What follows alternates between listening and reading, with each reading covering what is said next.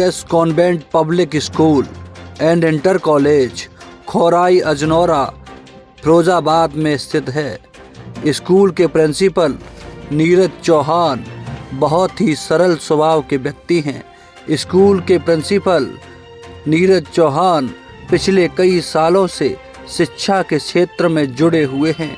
School के principal Neeraj Chauhan ने बताया, कोरोना काल के समय भी लगवा रहे थे ऑनलाइन क्लासेस। स्कूल के प्रिंसिपल नीरज चौहान से की हमारे संवाददाता ने खास बातचीत।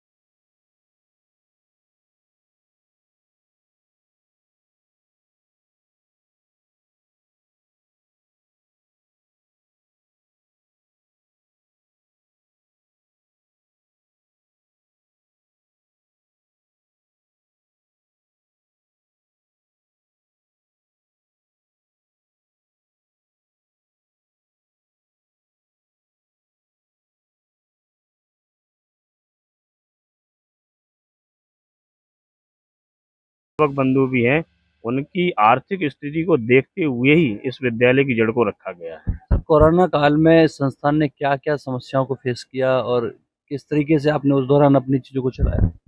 कोरोना काल एक बहुत गंभीर विषय था। उस समय विद्यालय में क्या लगभग सारे प्रदेश की जो शिक्षा व्यवस्था थी वो पूरी तरीके से ध्वस्त हो चुकी थी। उसमें काफ़ी कमियां आईं, बहुत सारी प्रॉब्लम फेस करनी पड़ी। बच्चों तक संवाद नहीं हो पाया, उनकी शिक्षा जहाँ की तहाँ रुक गई थी। लेकिन फिर भी विद्यालय ने अपनी तरफ से ये प्रयास किया उनको ऑनलाइन शिक्षा दी जाए। कैसे भी उनको ग्रुप में लिया गया और ऑनलाइन इस रूरल क्षेत्र में, ग्रामीण क्षेत्र में उनको डेवलप कराना एक कठिन कार्य था विद्यालय के लिए, क्योंकि बहुत सारे ग्रामीण क्षेत्र के जितने भी अभिभावक हैं उनके पास मोबाइल फ़ोन भी नहीं थे तो उनमें रिचार्ज नहीं था। बहुत सारी समस्याएं होने के कारण से फिर भी विद्यालय ने अपनी मेहनत करते हुए उनको कैसे ग्रुप में लेकर के ऑनलाइन व्यवस्था के तौर पर उस ढांचे को, शिक्षा को सुचारू रूप से चलाया।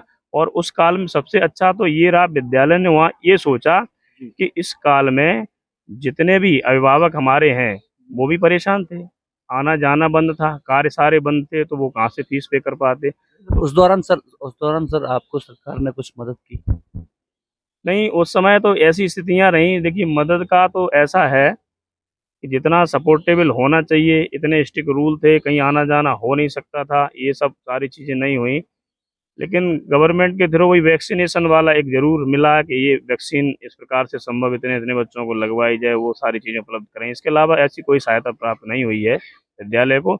लेकिन विद्यालय ने अपनी तरफ से सेल्फ बच्चों के लिए कोरोना काल की सारी फीस को माफ़ कर दिया था। सरकार अगर चाहती सर तो क्या मदद कर सकती थी? संभवतः तो यही है कि अगर बच्चों में कह देखिए, ये तो सारी आप जानते ही हैं कि विद्यालय में प्रति वर्ष बहुत सारा खर्च भी होता है। अगर एक जेन्युइन तरीके से सही मायने में हम देखें, शिक्षा में यही नहीं है कि एक विद्यालय, काफ़ी लोग कहते हैं कि वो कमाई का जरिया उन्होंने बना रखा है, ऐसा नहीं है। विद्यालय चलाने के लिए शिक्षा प्रणाली में जितने लोग काम करते हैं उसके लिए आवश्यकता धन की भी होती है, फीस की भी होती है। तो उस समय तो ये सारी व्यवस्थाएं ध्वस्त थी। तो अगर वहाँ सरकार का थोड़ा सहयोग होता, कैसे भी किसी रूप में भी अगर विद्यालय को अर्जित हो जाता, तो हम उन अध्यापकों को भी उस काल का पैसा दे सकते थे। तो उससे और ज़्यादा मजबूती कह लीजिए या उनसे कहिए कि अपना जो उनका समय है वो अच्छे से व्यतीत हो सकता था उसका। आपका जो क्षेत्र है सर, कहीं न कहीं गरीब किसान मज़दूरों वाला क्षेत्र है, पिछड़ा हुआ इलाका है। ऐसे में कभी-कभी ऐसी स्थिति भी आती होगी कि लोग टाइम पे फ़ीस नहीं दे पाते होंगे। क्या फ़ीस के अभाव में कभी किसी व्यक्ति या किसी के बच्चे की शिक्षा को रोका गया? जी, कभी नहीं। ऐसा कभी नहीं हुआ। हमारे विद्यालय में कम से कम आज भी 50 बच्चे ऐसे बैठे हुए हैं जिनके अभिभावक बंधु बिल्कुल फीस देने में सक्षम नहीं है, लेकिन विद्यालय ने आज दिन तक उन बच्चों को शिक्षा लगातार दे रहा है। नहीं कभी ये सोचा कि जिस बच्चे की पूर्णतः फीस जमा नहीं हो पा रही कि उसको यहाँ से घर वापस भेज दें, ऐसा कभी विद्यालय ने नहीं किया है। विद्यालय मात्र और मात्र एक शिक्षा के लिए खुला है। अगर मान लो किसी गार्जियंस पर वो व्यवस्था नहीं भी है तो मैं स्वयं अपनी तरफ से अपनी टीम प्रबंधन से बोल करके उसकी मदद करता हूँ। उसके बाद उसकी शिक्षा प्रणाली लगातार चलाते हैं। पीएस कॉन्वेंट पब्लिक स्कूल जो आपका क्या ये नया सत्र स्टार्ट होने वाला है, इसमें क्या नई टेक्नोलॉजी को लाएँगे, नई चीज़ों को आप लाएँगे, अभिभावकों तक जो पहुँचाना चाहते हो चैनल के माध्यम से क्या अपील करना चाहते हैं? देखिए, विद्यालय ऑलरेडी पहले समय-समय पर कई प्रतियोगिताएँ कराता है, कॉम्पिटिशन कराता है, मीनिंग कॉम्पिटिशन भी करवाता है, रंगोली है, आर्ट्स है, विभिन्न प्रकार की प्रतियोगिताएँ कराता है।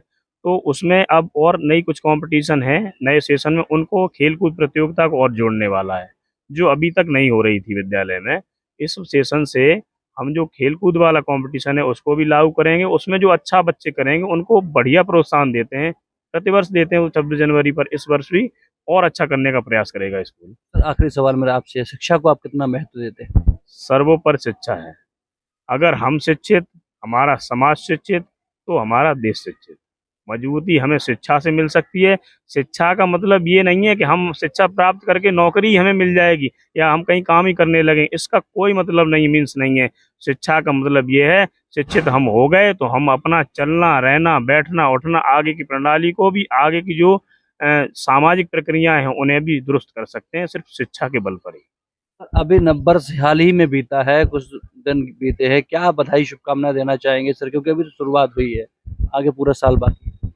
सभी छात्रों के साथ जितने भी हमारे अभिभावक हैं, क्षेत्र ग्रामीण के लोग भी हैं, जो इस विद्यालय से बहुत जिनको लाभ भी है कि उनके बच्चे, कई हमें गार्जियंस ऐसे मिले थे जिन्होंने ये कहा था, सर आपने विद्यालय खोल के ऐसा अच्छा कर दिया है कि अब हमारे बच्चे पढ़ सकेंगे।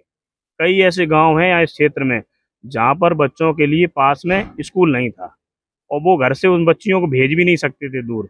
तो ऐसे लोगों के लिए भी और सभी के लिए ढेर सारी शुभकामनाएँ विद्यालय देता है। जितना संभव प्रयास हमसे हो सकेगा पूरा निछावर करेंगे इस विद्यालय के लिए, अपने क्षेत्र के लिए। नीरज जी, हमें अपना कीमती समय देने के लिए और दूसरी बात हमारी तरफ से भी आपको नववर्ष की, गणतंत्र दिवस की बहुत-बहुत बधाई, शुभकामनाएँ।